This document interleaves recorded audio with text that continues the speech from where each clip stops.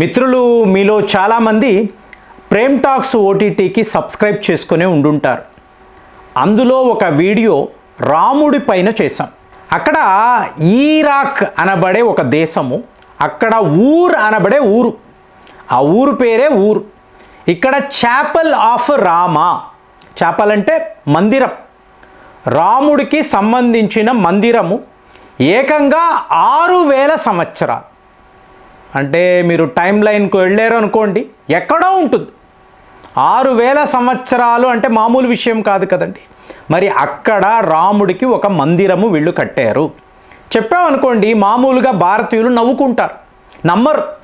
మన రాముడు ఎక్కడండి ఈరాక్ దాకా వెళ్ళడము? మరి అదే మీరు అలెగ్జాండర్ ద గ్రేట్, విశ్వ విజేత అలెగ్జాండర్ అంటే అవునండి చాలా గొప్పవాడు అనుకుంటాం, అవునా? మరి ఇప్పుడు అలాంటిది మీకు ఋగ్వేదములో 7వ మండలం ద బ్యాటిల్ ఆఫ్ 10 కింగ్స్ అని అంటారు.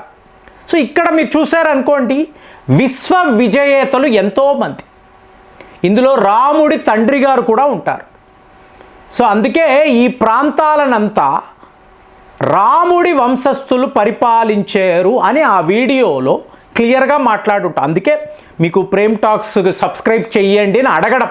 ఎందుకు అడుగుతానంటే, ఒక హెల్త్ విషయంగా కాదు, ఇలాంటి విషయాలు అంటే చాలా డీప్గా పరిశోధనలు చేసి వివిధ దేశాలలో మన అఖండ భారత్, మన రాముడు, శివుడు వీళ్ళందరూ ఎవరు, వీళ్ళు అక్కడ దాకా ఎలా వెళ్ళారు, ఇంకా చెప్పాలంటే ఇప్పుడు ఈ ప్రముఖ మతాలు ఉంటాయి కదండి, ఇవన్నీ చూడండి మిడిల్ ఈస్ట్ మధ్య, అంటే మీకు భారత్ నుంచి డైరెక్ట్గా మీరు వెళ్ళిపోవచ్చండి, ఈ ప్రాంతాలకు వెళ్ళిపోవచ్చు. ఇప్పుడు బస్రా అంటారు, మనము ఇక్కడ బాసరా అంటాం, నిజామాబాద్ వైపు ఒకటే పేర్లు, ఒకే పేర్లే. అలాంటిది మీరు చూసారనుకోండి, యూద మతము అన్నప్పుడు ఇజ్రాయెల్లో ఉండే జెరూసలేం, అంతే కదండి. క్రైస్తవము మీకు మళ్ళీ జెరూసలేం గురించే మాట్లాడాలి, పవిత్ర నగరం. మీకు అదే ఇస్లాం అన్నారు అనుకోండి, మక్కా, సౌదీ అరేబియాలో ఉండే మక్కా. ఈ ప్రముఖ మతాలంతా కూడా ఈ రీజన్లోనే ఎలాగ మీకు స్టార్ట్ అయ్యే చెప్పండి. వీటిని స్థాపించిన వాళ్ళందరూ కూడా ఇక్కడ ఈ ప్రాంతాలకు చెందిన వాళ్ళే. తరువాతే మీకు యూరోప్ వాళ్ళు హైజాక్ చేశారు క్రైస్తవ మతాన్ని. వాళ్ళు ఆర్థోడాక్స్, క్రిస్టియన్స్, క్యాథలిక్స్, ప్రొటెస్టెంట్స్ ఇవన్నీ తర్వాత. కానీ మీకు మిడిల్ ఈస్టులోనే ఈ మతాలంతా కూడా వచ్చాయి. అలాంటప్పుడు మీరు చూసారనుకోండి, 1877లో ఎర్నెస్ట్ డి సార్జెక్ అని అంటారండి. ఇతను ఒక పరిశోధకుడు. ఇతను ఈరాక్ వెళ్ళాడు. ఇతని పని ఏమిటి అంటే తవ్వకాలు. ఇతనికి ఇష్టమైన పని తవ్వకాలే. తవ్వకాలు చేస్తున్నప్పుడు కొత్త కొత్త విగ్రహాలు బయటపడ్డాయి. అలాగే టాబ్లెట్స్ అంటారు కదా, మీకు చిహ్నాలతో కలిపిన మీకు ఇలాగ శిలా పలకాలు.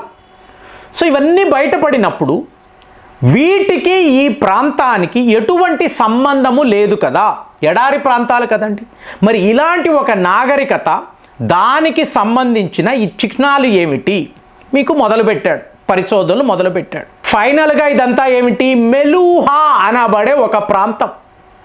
సో ఈ జాతి ప్రజలే ఇక్కడ నివసించారు, ద విలేజ్ ఆఫ్ మెలూహా అంటారండి. సో ఈ మెలూహా అంటే ఏమిటి, ఇది ఎక్కడ ఉంది, ఈ ప్రజలు ఇంత అడ్వాన్స్డ్ సివిలైజేషన్ని ఎలా తెలుసుకున్నారు? ఎందుకంటే మట్టి పాత్రలే కాదండి, వీళ్ళకు ఒక భాష ఉండేది, అక్షరాలు ఉండేవి, స్కూళ్ళు ఉండేవి, డ్రైనేజ్ సిస్టమ్ ఉండేది.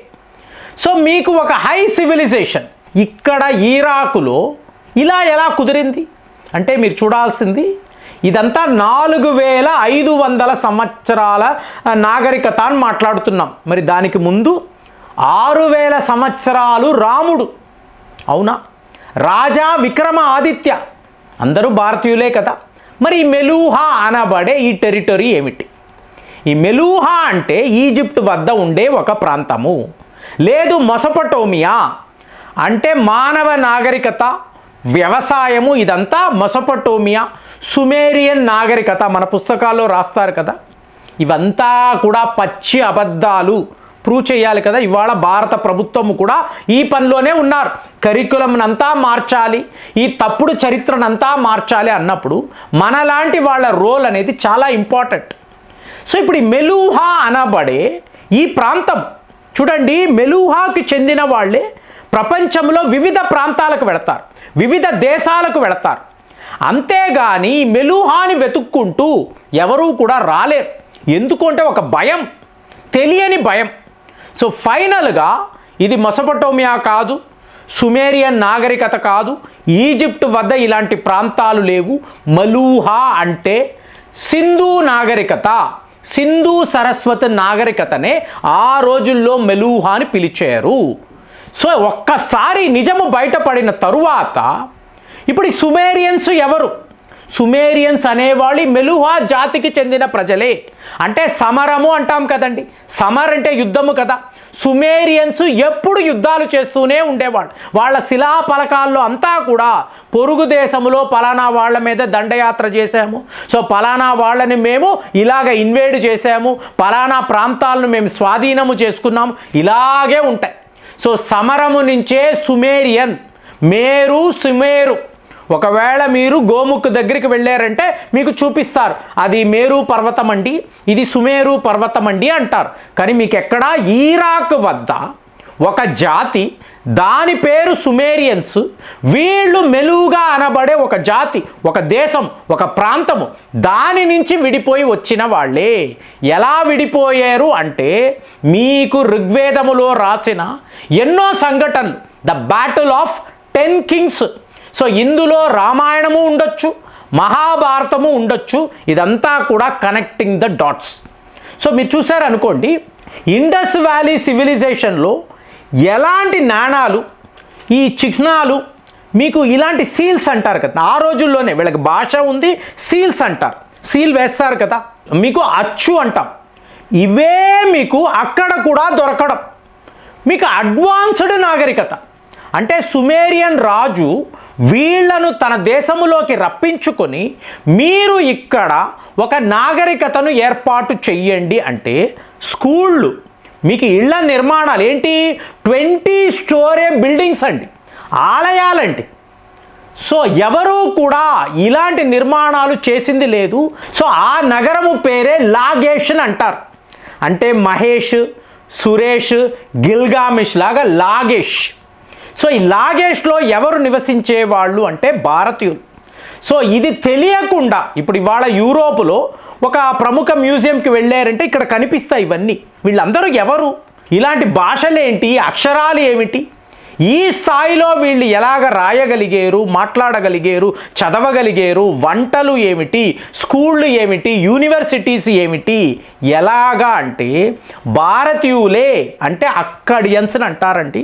ఈ అక్కడియన్స్ నేను అగస్త్యన్ అని చెప్పి ఎప్పుడు కూడా చెప్తూ ఉంటాను. అంటే కాలేజీ చదివే రోజుల్లో నుంచి కూడా ఎందుకు అఖండ భారత్ అన్నప్పుడు ఈ దేశాలంతా కూడా మనతో కలిసి ఉండిన ప్రాంతాలే.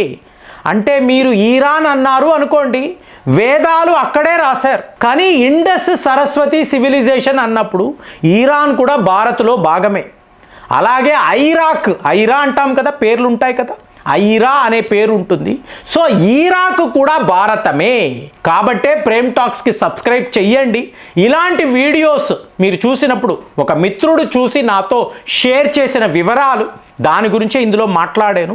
మరి అఖండ భారత్ అన్నప్పుడు మన భారతీయులు ఎన్నో పేర్లతో ఎక్కడెక్కడో ప్రపంచంలో నివసించారన్నప్పుడు మనకి ఎంత గొప్పగా ఉంటుంది, ఎలా అనిపిస్తుంది, కామెంట్స్లో రాయండి. మళ్ళీ వచ్చే వీడియోలో కలుద్దాం. జై హింద్.